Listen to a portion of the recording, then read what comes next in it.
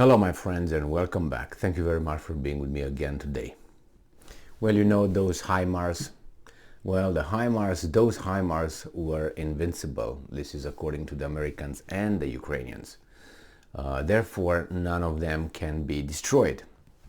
The problem is that out of the 18 or 20 that already were delivered to Ukraine, the Ukrainians and the Americans said that the Russians destroyed so far 0 HIMARS launching systems.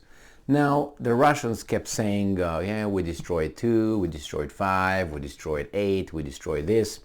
The problem is the United States is going to deliver 20 more. I read an article a minute ago stating that the Americans think that they would have to deliver about 20 more because, you know, it's just I don't know, Wednesday, and usually that tells you that you need some more support because you either can't, it's not enough, or it's not enough because your systems were blown up.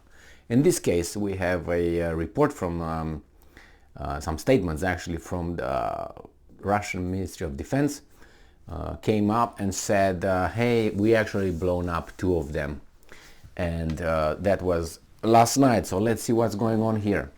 So this article comes from today, which is the 7th of December 2022, and this article comes from Sputnik.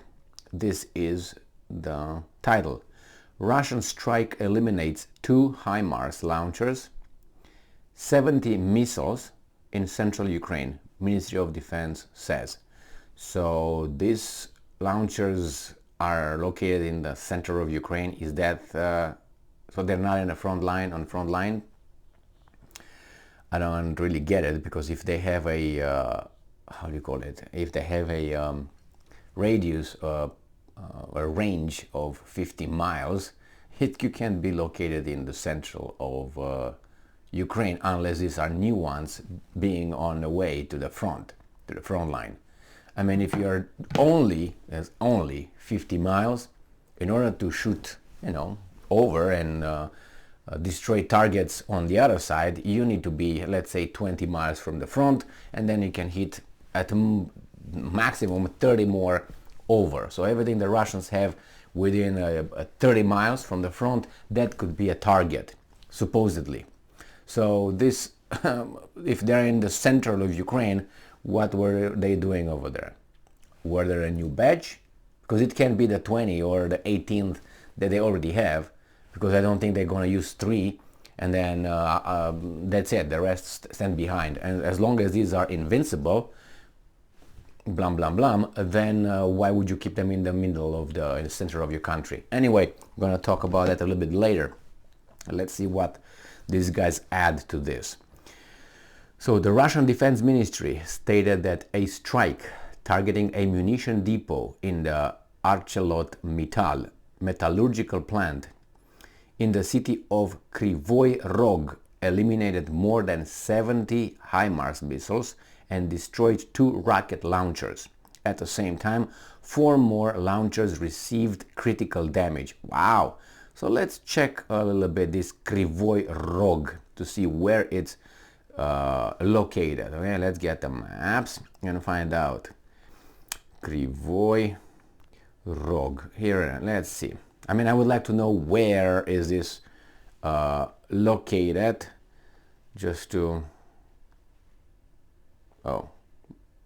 Nah. Give me the wrong... Let me check it. Well, the searches were, I would say, unsuccessful. I tried Kryvyi Rog and Ukraine, and it says in the city of Kryvyi Rog, and I couldn't find I found the Rog, R-O-G, but that's close to the border with Russia. So if they say in a city, but anyway, maybe you find it, right? All right, I tried the ArcelorMittal metallurgical plant in the city of Kryvyi Rog, and I couldn't find it. But interesting, this company, the metallurgical company, I found it in Canada as well. So ArcelorMittal must be a foreign plant, and the HIMARS were deposited, according to Russians, in that foreign metallurgical plant. So I'm gonna spell it for you. Krivoy Rog, it's Krivoy